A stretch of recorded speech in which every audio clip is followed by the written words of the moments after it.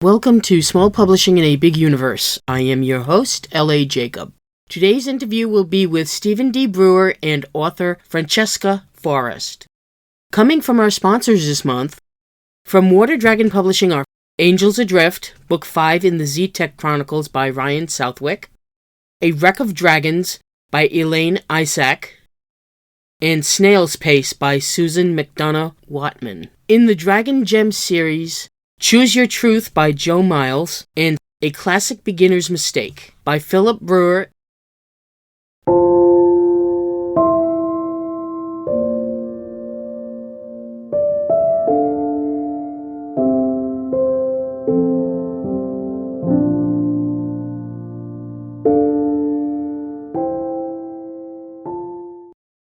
Coming from Water Dragon Publishing, Snail's Pace by Susan McDonough Watman. A young woman in 1884 doesn't have many options, but Susanna did not expect to be tutoring an alien snail child while aboard a ship sailing in space. Who will get the real education? Orphaned and penniless in Hong Kong in 1884, what's a young gentlewoman to do? Impulsive, adventurous, and self-confident, Susanna accepts an offer to become the governess to a young foreigner on a ship. She doesn't expect the ship to be in space or the foreign child to be an alien who looks like a giant snail. Nevertheless, she throws herself into the job of bringing Victorian decorum to the natives. But when she is accused of spying and put on trial in an alien court, Susanna has to challenge the law of the aliens to save herself and her young and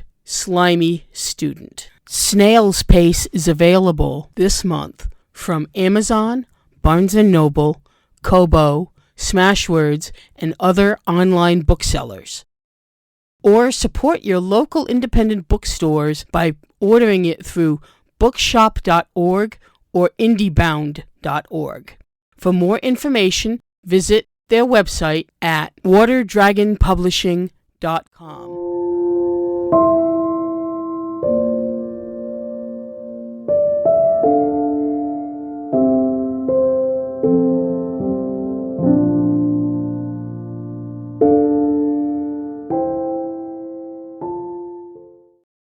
Coming up next, Stephen D. Brewer talks with Francesca Forrest.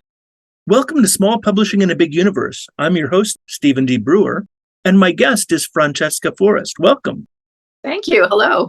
Do you want to tell me about your most recent story in 30 seconds or less? My most recent story. Now, do you mean my most recent published story or my most recent written story? You can choose either one. I suppose I ought to talk about a published story because that's one that people can actually find. So I have two I could mention. The most recent published thing was something called New Day Dawning, which is a short story, and it was published by The Future Fire, which is a zine out of England, and they do sort of politically oriented stories, but science fictional or fantasy. So I wanted to do a story where there was something like the Borg, but where the readers and the people in the story felt ambivalent about it, and just leave it open to people's own interpretation, what they were going to make of that. So that's the story, New Day Dawning. And then before that, I've been with this small press, Anorlunda Books, and I have a little set of stories that I'm working on. They involve bureaucracy and gods and goddesses. And so I had one of those come out called Lagoon Fire, which was the second in a series. So The Inconvenient God and Lagoon Fire are part of the same series. It's the same universe. Yeah. Was there a particular inspiration that you had for those books? Yeah, the first one, The Inconvenient God, was inspired by something that Sonia Tafe said about exorcising gods in ancient Rome. There were ceremonies for driving out gods. And I thought to myself, wow, I'd really like to write a story about driving out a god. And what would be the occasion? Why would you want to do that? And how would the god react? And so on. And we must have had that conversation in 2010. And then it took me until 2018, I think, was when The Inconvenient God came out. That was the little sort of kernel that story grew around. So when you're writing, do you have a particular work schedule that you use? Something to keep you kind of on track or engaged? Not really. I have one friend who we try to write once a week together. She lives in California, so we try to get together just by text. And we'll chat with each other by text, and then we'll say, let's write for half an hour. And so then we'll write for half an hour, and then we report on how much we've written. And that, for me, guarantees me that at least I have that period of time where I know that I'm going to get some writing done. And then other than that, if I can build up a head of steam, I'll try to write at odd moments during the day. But part of why I'm not a more prolific writer is that I don't turn over time for doing it. And also, I spend a lot of time wool gathering. My writing process involves sitting there and thinking and doing a lot of thinking and writing a sentence and then thinking about the implications of the sentence and taking it out and then trying it again. I think this is probably a digression thing or a time sink thing, but almost anything I start to write, I'm like, well, wait a minute, let me research that and see if that's really the way it would be. And then the next thing I know, I'm researching how to mend a net or something like that. And then it goes on and on like that. One of the questions that I had is, how did you choose your publisher? Opportunistically, what happened was a writer named Vanessa Fogg reached out to me and asked me if I would copy edit a story that she was having published by the publisher that eventually published me. And I loved the story of hers that I copy edited. It was very, very beautiful and just somewhat unusual. And I thought, wow, this small publisher published this story. And I thought, well, gosh, maybe they would publish something of mine then. So I had The Inconvenient God, and it was an inconvenient length. It was not quite novella length. It was novelette length. But that's not a length that's easy to find a publisher for in the science fiction magazines. There are a few that will publish things that length, but I hadn't gotten it published at one of those places. So I thought, well, I'll query it there. And they took it. So how long have you been a published author? Let's see. I've written all my life, sort of, just the way kids like to write. But I didn't try to submit anything anywhere until I came online, which was in 2006. I joined LiveJournal and got to know writers that way. I had a little piece published in an anthology. It was called A Guidebook to Surreal Plants, I think was what it was called. And I had something published in that maybe in 2006 or 2007, I guess. So I guess that was the first thing that I had officially published. It was just a tiny thing and not a big sale. And I think the first pro sale I had, although I don't think it was a pro magazine at the time, it was in Strange Horizons, and that would have been in 2009. And that was a story called Corey's Mother, which involved fairies and crows and things like that. What does the small press offer as somebody who's chosen to go that way? I had experience with self-publishing. I knew what you had to do to self-publish, and I enjoyed doing it, but it's not a small amount of work. It's considerable work. I happen to be a copy editor by profession, so I could copy edit my own work, although that's not recommended. You should really have another person do it because it's fresh eyes. But there's all kinds of things that are harder to do. I couldn't do my own book covers, so I had to arrange for that, just to name one thing. And so if you go with a small press, you get help with that stuff. They'll help you do that. My publisher, I'm sure the same is true for your publisher, they will design a cover for you with your input, which is not something that's true for bigger publishers. Bigger publishers will just do it without your input necessarily. So that's something that you get if you're doing it with a small press. And like with self-publishing, a small press can keep your book in print indefinitely because a small press, like as if you were a self-publisher, will make money gradually over the course of pretty much forever. And so I like that. I like the idea of my books being available whenever someone should happen to want to have a copy, as opposed to with one of the bigger publishers where there'll be a print run. And when that's done, that's it. Probably you're not going to get a second run. So I like that a small publisher will keep the book in print. And then I also think the relationship that you can have with the publisher, My Small Press and Olinda Books, at the publisher, she's one woman and we interact with each other personally. I've worked a lot with Mike Allen, who does Mythic Delirium.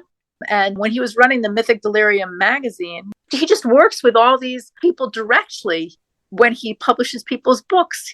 He helps arrange publicity. He does all that stuff. And so they get this very personal experience. And I think that's really nice. So I like that. I really like the human connection that you get if you're working with a small press. So I think the combination of taking some of the onerous burdens off your back, keeping a book in print a long time, and the personal relationship are why I really value going with a small press. One thing I think that's important to talk about is certainly when I was reading Writer Beware early on, as I was getting involved in this, there were a lot of warnings about small presses. And in fact, if you go and read Writer Beware, there are still many almost red flags that are raised about small presses. So one of the things that was important to me when I first decided to go with the small press was doing my due diligence. Do you have any thoughts about, what kind of due diligence you need to perform when evaluating a small press?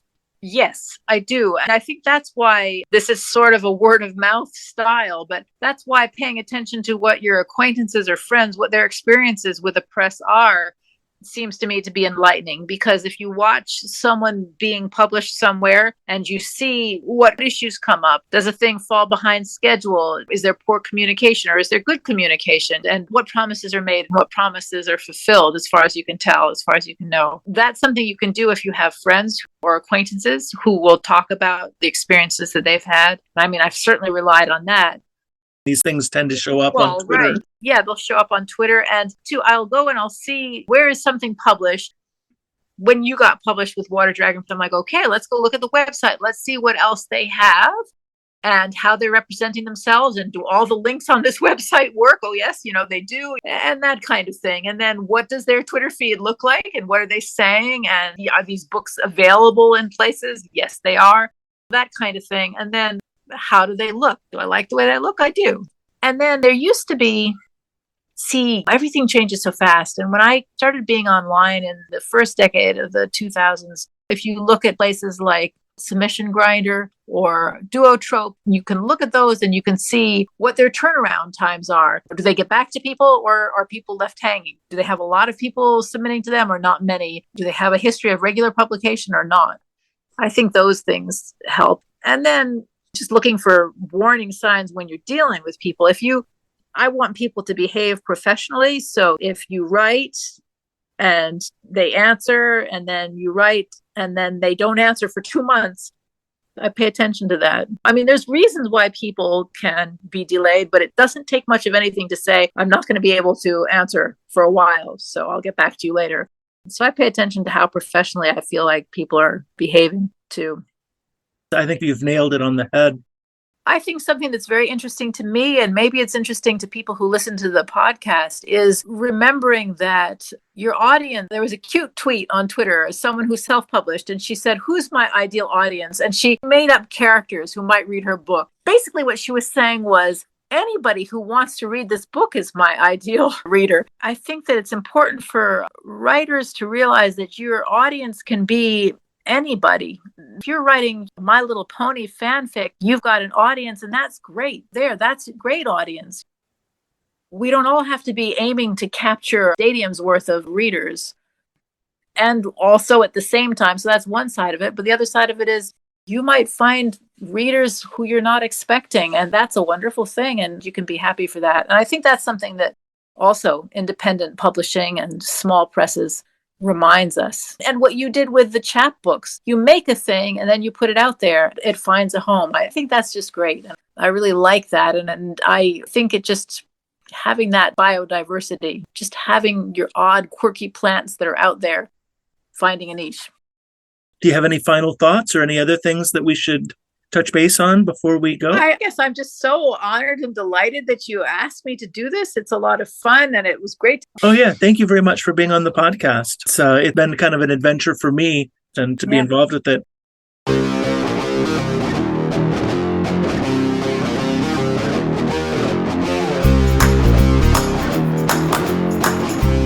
From Water Dragon Publishing this month, by Elaine Isaac, A Wreck of Dragons.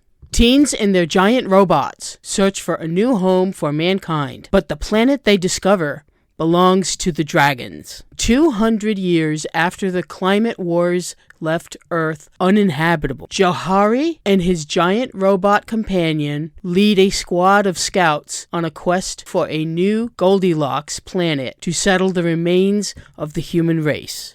When one of his scouts and his bot go down in a hostile wilderness, Johari's fight to save them reveals complex behavior in the dragon-like dominant species. The scout team fragments as Johari strives to rescue his friends and discover the truth about the aliens. If he's right, mankind will lose its best hope for a home or sacrifice its own humanity. A Wreck of Dragons is available from Amazon, Barnes & Noble, Kobo, Smashwords, and other online booksellers. Or support your local independent bookstores by ordering it through bookshop.org or indiebound.org.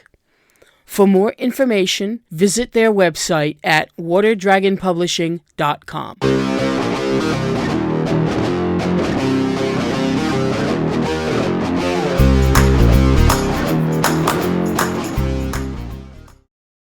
Thanks again to our guest, Stephen D. Brewer and author Francesca Forrest.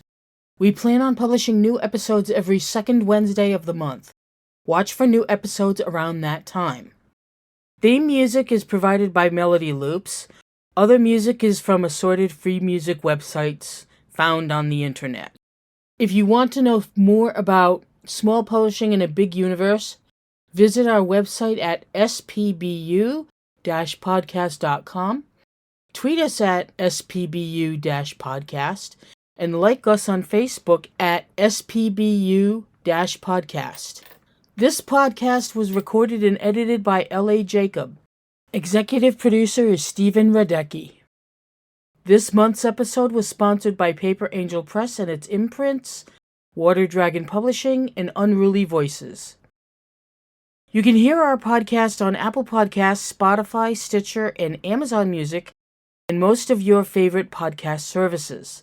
Visit our marketplace for more information about books that are mentioned on this podcast. Thanks very much for listening, and talk to you soon.